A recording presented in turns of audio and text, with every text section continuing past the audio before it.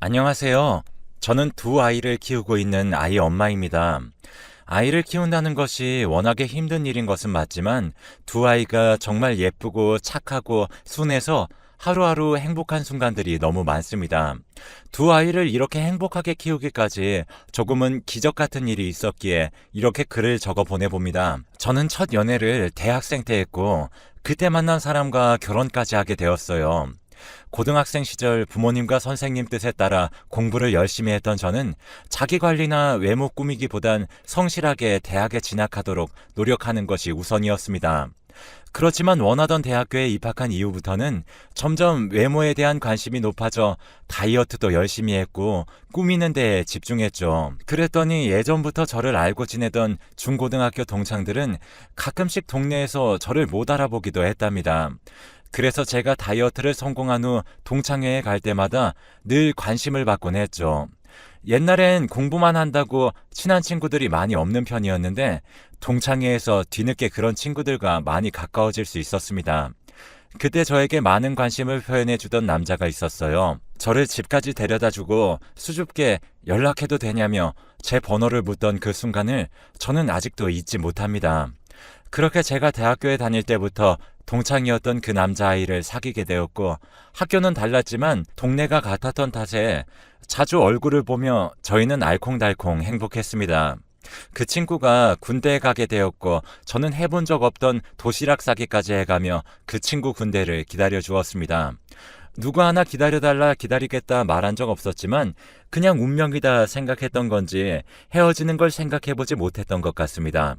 그렇게 그 친구가 군대에서 돌아오게 되니 저는 졸업을 앞두고 취업할 나이가 되어 있었고 학원에서 강사로 잠깐 일을 하다가 꽤 괜찮은 가구 회사에 최종 합격을 하게 되어 입사하게 되었습니다. 군대에서 돌아와서 복학했던 제 남자친구는 여전히 제게 다정했고 저희는 상황이 조금 달라져 있었음에도 불구하고 처음이랑 별로 다를 게 없었습니다. 그때는 제가 더 벌이가 많았기 때문에 주로 제가 맛있는 것도 많이 사주고 데이트 비용을 부담하곤 했었는데 어느 날 갑자기 군대에서부터 모아온 적금을 깨서 준비했다며 비행기 표를 내밀더라고요. 저에게 뭐 하나 제대로 된 것을 해준 적 없는 게 사실은 마음에 걸려왔다며 같이 해외여행을 다녀오자고 이야기했습니다. 두세 달쯤 뒤 유럽에 갈 수 있는 비행기 표였고 남자친구의 서프라이즈 이벤트 덕분에 미리 회사에 연차를 내고 생애 첫 해외여행을 누릴 수 있게 되었습니다. 남자친구랑 함께 할 수 있었기 때문에 더 좋았던 것 같아요. 유럽에서 느꼈던 공기와 온도, 그리고 밤거리와 여러 명소들, 맛봤던 음식들까지 아직도 생생합니다. 한국으로 돌아와서도 문제될 게 없는 연애였죠. 저는 당연하게 그 친구와 결혼을 해야 한다고 생각했던 것 같습니다. 굳이 결혼에 대한 신념이나 언제 해야겠다는 계획은 없었지만 결혼을 하게 된다면 무조건 이 친구와 하게 되지 않을까란 생각을 했던 것 같습니다. 그러던 어느 날 남자친구는 저에게 갑자기 취업을 했다는 기쁜 소식을 알려왔습니다. 마냥 기뻐하고 있었는데 회사가 일본 회사라 일본으로 가야 한다고 하더군요. 아예 영영 떠나는 것이냐 물으니 그렇다고 대답했습니다. 원하던 회사였기 때문에 꼭 입사하고 싶고 지금은 한국에 지사가 없어 무조건 일본에 가서 살아야 한다 이야기를 해주었죠. 저에게 같이 갈 건지 묻지도 않았습니다. 어쩌면 이미 서로를 잘 알고 있었기 때문일지도 모르죠. 저도 그때 다니고 있던 회사를 포기할 사람이 아니었기에 저희의 인연은 딱 여기까지구나 라고 생각했었던 것 같습니다. 당장 일본으로 떠났던 것은 아니었고 2달 정도의 여유 시간이 있었기 때문에 저희는 힘들겠지만 서서히 서로를 정리하기로 합의를 보았습니다.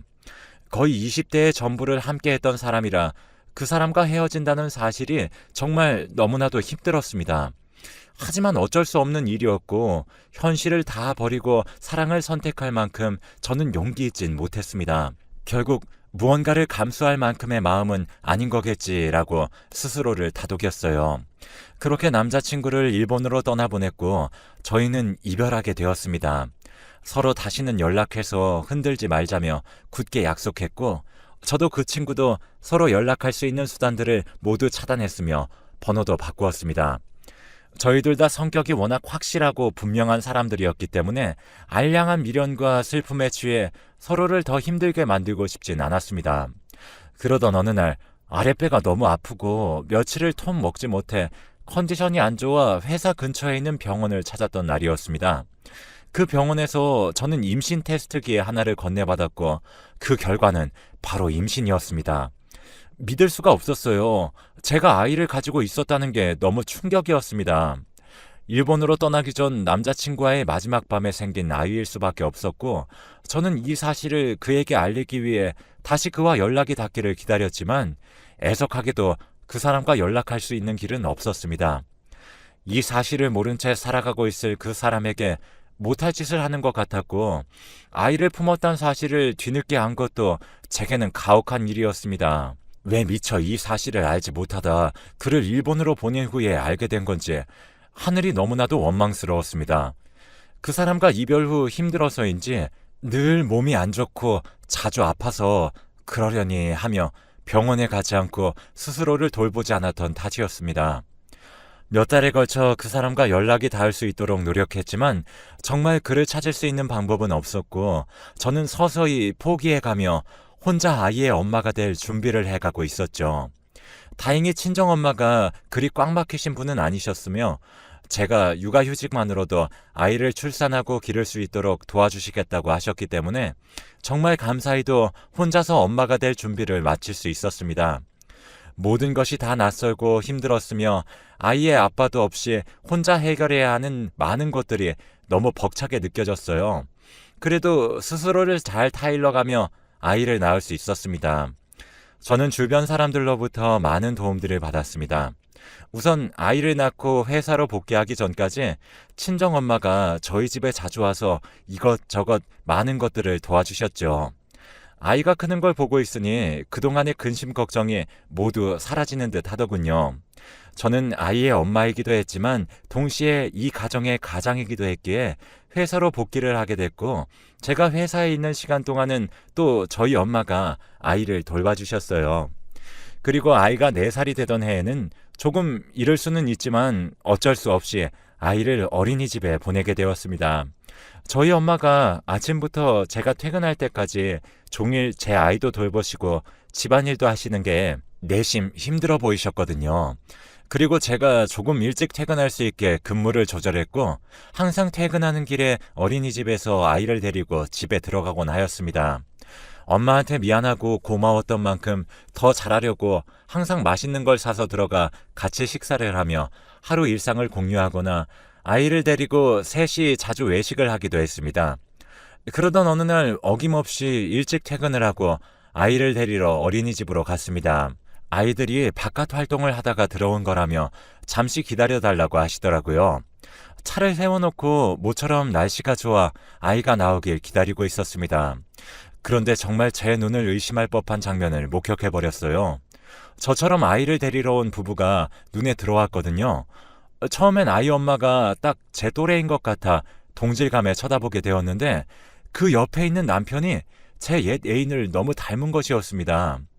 일본에 있을 사람과 너무 닮아서인지 어쩌면 그 사람을 그리워해서인지 모르겠지만 자꾸만 그 여자의 남편이 제 옛 애인과 겹쳐 보였습니다. 말도 안 되는 망상이라고 생각하며 그 생각을 털어버리려고 할 때쯤 어린이집 선생님께서 제 아이를 데리고 나와주셨고 저는 아이를 안아주러 갔습니다. 시선이 저희 쪽으로 쏠렸는지 아이를 기다리던 그 부부도 저를 쳐다보았죠.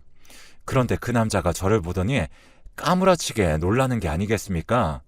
저 사람이 저를 왜 알아보고 놀란 것인지 순간 뇌가 정지되어 아이를 안고 한참을 가만히 서서 있었습니다. 그 남자의 아내도 이게 무슨 상황인지 모르고 계속 저와 자기 남편을 번갈아 쳐다보았죠. 아직도 그 순간 그때가 생생합니다.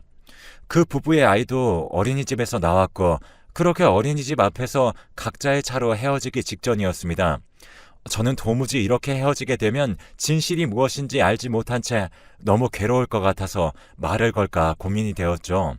그렇지만 또 한편으로는 아이도 있었고 그 사람은 더군다나 아내와 함께 있는 상태로 보였기 때문에 무턱대고 말을 걸기도 무척 애매한 상황이었습니다. 그렇게 고민을 하고 있었는데 차에 아내와 아이를 태우고선 그 사람이 먼저 저와 아이에게 다가왔습니다. 그리고 저에게 묻더군요. 자기가 아는 그 사람이 맞냐며 제 이름을 불렀고 그 목소리와 말투, 표정 모두 제가 정말 사랑했던 그 옛 애인이 맞았습니다. 저희는 각각 다른 아이의 엄마 아빠가 된 상태에서 우연히 기적적으로 한 어린이집에서 마주하게 된 것이었죠. 이게 어떻게 된 일이냐 물으니 일단 급하게 설명하더라고요. 일본으로 넘어가자마자 취업했던 회사가 급하게 성장하게 되었고 너무 정신이 없어 저를 그리워할 여유도 없었다고 해요. 그러다 회사에서 알게 된 한국인 여자와 바로 연애를 하게 됐고 어쩌다 임신까지 하게 되어 결혼도 하게 되었다고 합니다. 일본에 지사를 두고 있는 그 회사가 많이 성장해 어느덧 한국에도 지점을 차리게 되어 돌아올 수 있었다고 했죠. 한국에 돌아온 지 1년이 채 안 됐다고 했습니다. 저는 할 말이 너무 많았지만 너무 얼떨떨했습니다. 그 사람은 당연히 제가 안고 있는 이 아이가 다른 남자의 아이라고 생각하는 듯 했습니다. 너도 결혼했구나. 보기 좋다. 라고 이야기하기도 했으니까요. 저는 이 아이가 당신의 아이라는 이야기만은 꼭 전해야 한다는 생각이 들었고 그래서 그 자리에서 말해줬죠. 당신이 일본으로 떠나자마자 임신했다는 사실을 알게 되었고 이제껏 당신의 아이를 혼자 키워왔다고 말입니다. 그 사람은 너무나도 놀란 눈치였지만 더는 길게 이야기하기 어려운 상황이었기 때문에 서로 번호를 교환하고서 헤어지게 되었습니다. 며칠이 지나지 않아서 그 사람에게 먼저 연락이 왔습니다.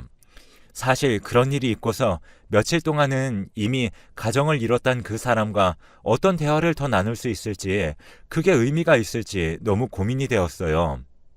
제 전 애인이라는 의미보다는 한 아이의 아빠라는 이유로 이 만남에 신중해질 수밖에 없었어요. 연락을 받고 저는 약속 장소로 나갔고 거기서 친부관계 확인을 할 수 있겠냐는 요구를 받게 되었습니다.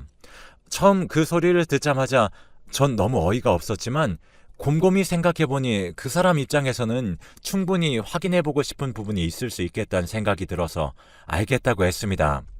그날부터 저희는 아이를 두고 엄마와 아빠의 관계로 그런 연락을 주고받게 되었고 유전자 결과 또한 친부 관계로 나오게 되자 그 사람은 한 번 더 크게 혼란스러워하는 듯 했습니다. 그리고 모든 게 다 확실해진 이 상황에 대해서 아내에게도 알리겠다 말했습니다. 저는 그분도 많이 놀랐을 테니 잘 달래드리라고 이야기했어요. 저도 한편으론 많이 심란했지만 아이에게 아빠의 존재를 설명할 수 있게 되었다는 것에 만족하려 했습니다. 나중에 아빠를 보고 싶어할 아이에게 아빠가 어디서 뭐하는 사람인지 정도는 설명할 수 있게 되었으니까요. 그러던 어느 날 그 사람에게서 연락이 왔습니다. 아내와 도저히 합의점을 찾지 못하고 결국 이혼을 하게 되었다는 연락이었죠. 전 안타까운 소식을 듣고 괜히 우리의 재회가 한 사람에게 큰 상처와 피해를 준 듯하여 죄책감도 들었고 이렇게 일이 꼬여 마음 한켠이 참 불편해졌습니다. 일본으로 떠나기 전 아이의 존재를 알았더라면 어린이집에서 우연히 재회하지 않았더라면 등등 자꾸만 그러한 생각들만 하게 되더군요. 사람 마음이란 게 얼마나 간사하던지 이혼을 하고 아이들도 같은 어린이집에 다니니 저희가 만나는 횟수는 점점 더 많아져 갔습니다. 두 아이도 마침 어린이집에서 친하게 지내는 사이였고 아이도 처음엔 삼촌이라고 부르며 아이 아빠와 친하게 지내는 정도더니 시간이 지날수록 매일같이 저녁 먹고 싶어하고 자주 보고 싶어 했습니다. 피는 못 속인다는 게 이런 건가 싶기도 했죠. 아이가 아이 아빠를 찾는 모습을 보니 저도 정말 많이 흔들렸고 아이에게 아빠를 만들어주고 싶다는 욕심도 생기게 되었습니다. 그렇게 저희는 운명처럼 엇갈렸다가 다시 운명처럼 재회해서 서서히 가까워지고 있었습니다. 저희 친정엄마도 이럴 거면 그냥 살림을 합치라고 하실 정도로 저희는 거의 매일 저녁을 함께하고 밤엔 각자의 집으로 찢어졌습니다. 저와 그 사람은 반복되는 이런 삶을 그만두고 정말 다시 재회하기로 결심했어요. 어려운 결정이었지만 두 아이를 위해서 좋을 것 같았습니다. 엄마가 다른 두 아이였지만 제가 좋은 엄마가 되어줄 수 있을 거란 확신이 있었고 아이에게도 아빠의 존재가 필요할 것 같다는 생각이 강하게 들더라고요. 혼자 아이를 키울 땐 애써 그런 생각을 하지 않으려 오히려 더 강해지려고 했었는데 저도 육아의 부담을 덜 수 있는 상대가 생기니 훨씬 더 마음이 안정되는 것 같기도 했습니다. 저희는 혼인신고만 했고 살림은 제가 살던 아파트가 조금 더 넓었기에 저희 집으로 살림을 합치게 되었어요. 아이들도 아직 어린 3, 4살 정도의 나이였기에 별로 혼란스러워하지 않았고 마냥 좋아하는 듯 해보였습니다. 제가 내린 결정에 대한 후회나 혼란은 더 이상 없었어요. 그러던 어느 날 주말에 아이 둘과 저 이렇게 셋이서만 집에 있었던 날이었습니다. 남편은 잠깐 제 심부름을 갔다 온다고 집을 비웠을 때였죠. 갑자기 초인종이 울렸고 누군가 내다보니 남편의 전 부인이 서 있었습니다. 어떻게 저희 집을 알고 찾아온 것인지 저는 너무 깜짝 놀랐어요. 문을 열어주는 것도 조금 걱정이 되더라고요. 남편과 그 여자 사이에서 태어난 아이 때문에 말입니다. 남편도 금방 돌아올 것이 분명하기 때문에 일단 남편에게 전화를 걸어 상황을 알렸어요. 저는 도저히 어떻게 행동을 해야 하는 것이 맞는 건지 모르겠더라고요. 남편은 얘기를 듣고 본인 뒤를 캐서 우리가 함께 살고 있는 집을 알아낸 것 같다며 미안하다고 제게 말을 해줬어요. 그러고 금방 갈 테니 잠시 기다려달라고 했죠. 그래도 또 다른 아이의 엄마인 사람을 그렇게 문 밖에 세워만 둘 수 없었기에 집 안으로 들어오라고 했고 아이들에게는 방에서 조용히 놀라고 당부했습니다. 우린 거실 소파에 앉아서 한참 침묵이 흘렀어요. 그 여자는 먼저 이미 모든 상황을 전 남편으로부터 다 듣고 알고 있었어요. 전 남편과 살림을 합친 것까지도 알고 있고요. 그쪽이 어떤 사람인가 싶어서 이렇게 신뢰를 무릅쓰고 찾아왔어요. 라고 하더군요. 그 여자는 사실 일본에 있을 때 남편과 같은 회사를 다니며 본인이 제 남편을 많이 좋아했던 시절이 있었다고 했어요. 하지만 남편은 저를 잊지 못했기에 마음을 열어주지 않았고 그 여자 혼자 마음을 끓이다가 결국 연애를 하게 됐고 아이까지 가지게 된 것이라며 그 둘의 스토리를 제게 하나씩 이야기해주기 시작했죠. 그러더니 저보고 상황이 이렇게까지 된 것이 모두 다 자기 탓이라고 하더라고요. 제가 아이를 임신했다는 사실을 알고 남편을 찾기 위해 취직했다고 알고 있던 회사 쪽으로도 여러 번 편지와 메일을 보냈었어요. 회사의 우편물을 담당했던 그 여자가 그것을 먼저 뜯어보고 저와 제 아이의 존재를 알고 있었음에도 불구하고 남편에게 알리지 않았다고 하더군요. 남편이 너무 좋아서 결혼을 하고 싶었기에 남편 몰래 제가 보낸 편지와 메일들을 혼자서 읽고 찢어버렸었다며 그 일에 대한 벌을 이제서야 받게 된 것 같다고 말을 했습니다. 이제라도 모든 것이 다 제자리로 돌아간 듯해서 다행이고 저희 둘을 보며 세상엔 운명이 있다라는 것을 깨닫게 되었다고 말하더군요. 그러더니 본인의 아이가 보고 싶어지면 보러 와도 되겠냐고 물어보았습니다. 점점 아이가 커가면서 엄마가 2명이란 사실을 알면 혼란스러울 거라 했더니 부탁한다고 말했어요. 울면서 제게 많은 것들을 쏟아냈던 그 여자를 잘 타일러 돌려보냈습니다. 아직도 남편에겐 그날 제가 알게 된 것들을 알리지 못했습니다. 다만 정말 운명이 있다는 것을 그 여자로부터 알게 된 것 같아요. 그리고 제가 아이를 혼자 낳고 길렀던 그 힘든 시절들이 떠오르며 그 여자가 원망스럽기도 했지만 한편으로는 제가 혼자 강인해질 수 있었던 시간이었기도 했기에 그냥 다 잊고 용서하기로 했습니다. 현재는 아이들이 초등학교에 입학할 나이가 되었어요. 두 아이는 다행히도 착하고 건강하게 자라주고 있고 저희의 모든 스토리를 알지는 못하지만 저희의 사정을 이해해주고 있습니다. 현재 남편도 다정하고 가정에 충실합니다. 저와 아이들에게 잘해주는 것 또한 당연하죠. 어디엔가 꼭 운명의 상대가 존재하는 것이 맞다면 여러분들도 저처럼 기적 같은 재회하실 수 있을 겁니다. 늘 행복한 순간만 가득하시길 응원하면서 제 사연을 여기서 마무리하도록 하겠습니다. 들어주셔서 감사합니다.